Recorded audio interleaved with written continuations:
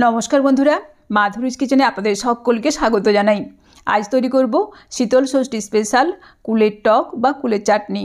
सरस्वती पुजोर दिन एरकम कुलेर चाटनी बानिए शीतल षष्ठीर दिन ठंडा खाबारेर संगे परिवेशन करा हय। ताहले चलुन शुरू करी आजकेर रेसिपि। कुलेर चाटनी तैरी करार जन्य आमि एखाने नियेछि 250 ग्राम परिमाणे टोपा कुल। सबार प्रथमे कुलगुलोके परिष्कार करे धुए नियेछि, तारपर आमि एई कुलेर बोटागुलोके छाड़िये निচ্ছি। এইভাবে আমি প্রত্যেকটা কুলের বোটা ছাড়িয়ে নেব।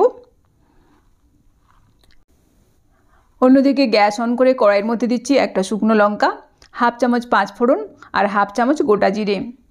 এরপর মিডিয়াম আঁচে এই মশলাগুলোকে কিছুক্ষণ ভেজে নেব। মশলাগুলো ভাজা ভাজা হয়ে যাওয়ার পর এগুলোকে একটা পাত্রের মধ্যে তুলে রাখছি। ঠান্ডা হয়ে যাওয়ার পর গুঁড়ো করে নেব।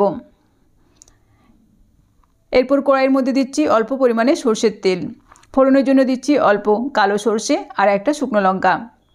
ফোড়নটা ভাজা ভাজা হয়ে যাওয়ার পর এর মধ্যে কুলগুলোকে ছেড়ে দেব। তারপর মিডিয়াম আঁচে কুলগুলোকে 1 থেকে 1.5 মিনিট সময় ধরে ভেজে নেব। এবার এর মধ্যে দেব বেশ খানিকটি পরিমাণে জল।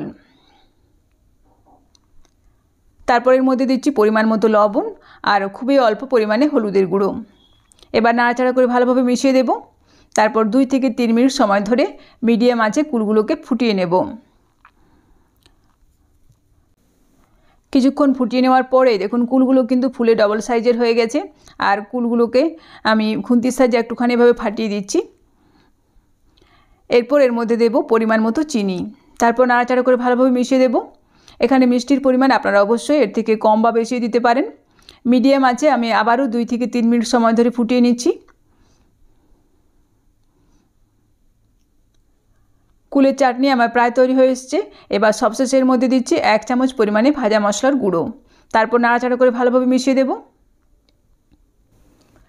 এরপর গ্যাসের আঁচ বন্ধ করে আমি এই চাটনি একটা সার্ভিং বোলের মধ্যে ঢেলে দেখিয়ে দিচ্ছি।